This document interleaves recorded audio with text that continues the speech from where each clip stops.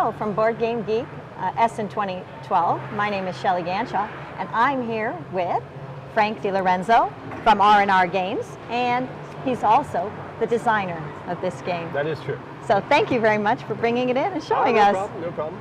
So this is a horse racing game, and you're going to basically buy into ownership of the horses at the beginning of the game. And so there's going to be a little card drafting. You'll get a hand of cards that'll have horses on them, and you have to pick one, pass it. It goes around until you have a hand of cards. That's how many horses you start with. So it's kind of seven Right. wonder style there are around. multiple shares of the horses. So I might end up owning all of one horse, or I might share it with you or him or whatever.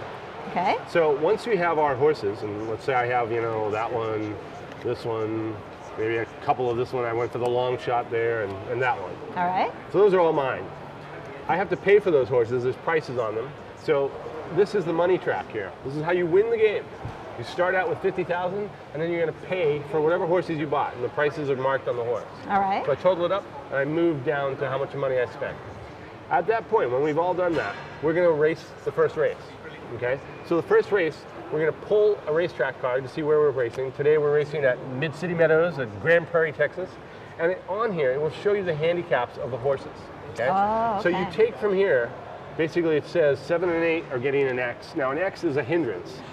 That's going to slow the horse down in the first, when it first comes out. The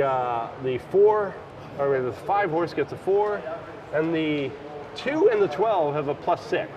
So they got a big boost here. Okay? Yeah, This is you're their hoping you own race. horses in that. Once we see those handicaps, we are going to place our bets. Now we all have a color, so say I'm blue. Right. I would have these 5 chips. On one side is a number, on the other side it's blank. I have a 3, 2 2s, and 2 1s.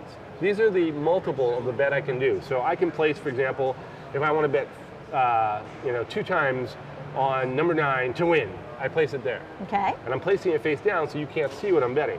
And I might say, I also own 3, I'm going to go for 3. Well, wait a minute, 2 here has a +6. Huge advantage. I'm going to go with that. I'm going to put it on that to win.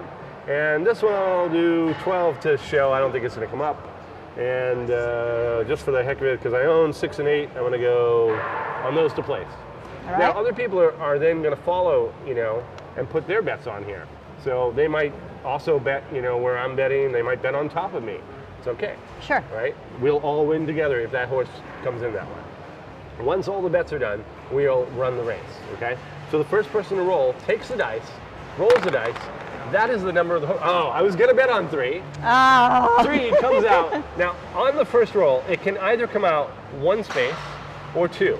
If I do 2 spaces, I am done. I pass the dice to the next person. All right. If I choose 1 space, I can roll again. So I'm going to roll again. Oh my God, I got a 3 again. So 3 is charging. Yeah, this is great. it's All way right? ahead. Why didn't I bet on 3? But I own 3, so I'm super happy. You're happy anyway. I'm super happy. It couldn't be Because better. regarding of the betting, Right. you So own. the next person now gets the dice. They're going to roll. This is going to continue on as the horses come out. Now let's say the next person rolls, they get a 5. 5 has the +4. So they're going to say, oh, I own 5, so I'm going to give it 2, but it's going to get a bonus of 4. 1, 2, 3, 4. It's already racing out in front. And then that chit This comes chit off goes to off. say it's been gone. used. It's Okay. been used. Okay. That's the end of their turn because they took the 2. All right. The next person goes. He gets an 8. The 8 has an X on it. That means that roll is killed. Right. They have to lose that roll. That's their first roll. They could take another roll for 2. But they lost that first roll. So on and so forth. The horses race around until they cross the finish line. Say a horse comes across the finish line and 5 finishes first. It's going to go up here as the winning horse. Okay. Mm-hmm. So this horse right here, number 5, won. All right. The next horse that comes out, let's say 9 came out of, from back and 9 places. Let's say 11 finishes. Well, before 11 finishes, let's say we're at this point here. All right. And we're rolling the dice, and the horses are all around, they've moved around. We got a big clot up here, and so these guys haven't even left the gate. Poor guys. Okay? Yeah. Poor guys. So on this roll here, we get a 4, and the 4 moves, and then we go 3, and we keep going, and suddenly we get a 9. When you hit a number that has already finished, you must take one of the horses in last place and move them. Move them instead. Right. All right, that makes move sense. by the differential on the dice.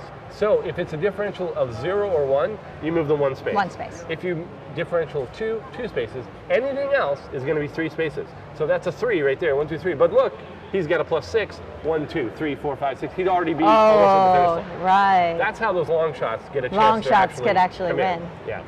So they can come from behind very easily.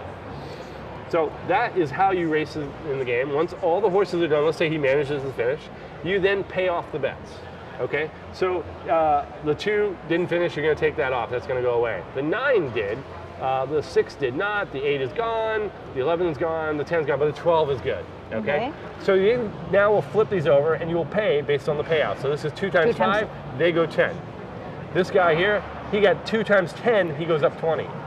He's also going to get a bonus here because he bet 3 times 8 plus 24. He's making money hand over fist. Right. And this guy, another 24. Which, of course, that's your victory points, but also your ability to buy. To buy, because you can buy one more time in the second round. Thereafter, you can never buy again. Right. So then it's just who's going to end up with the most money. Now, there is a bonus in that each race has a purse.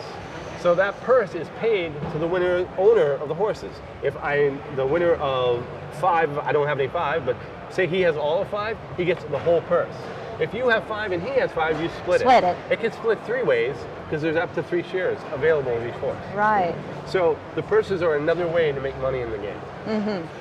That's the whole game. I love your catching up mechanism, though, of at the end. It really balances the numbers of the game, because a lot of times you can see your long shots just never get rolled. Right. Sometimes they get rolled well. I mean, 3 threes in a row, you know? And also, I read the rules, and it said if you were in last place, yes, that, or, you know, you get to do you can choose to do your bidding first, yes, and do multiple bids on one horse. The number, the spot that you are, if you're the leader, you can only place your bets 1 per number. Right. But as you go back, the second place player can put 2 of his numbers together on 1 bet. And to really try to make a payout. Exactly. So there's a lot of motion in the scoring. The game is 4 races. You play 4 races. 4 rounds. And whoever ends up with the most money wins the game. Well, thank you so much to no Frank DiLorenzo for the game that he has designed as well as published through R&R Games. Thank you. Well, you're welcome.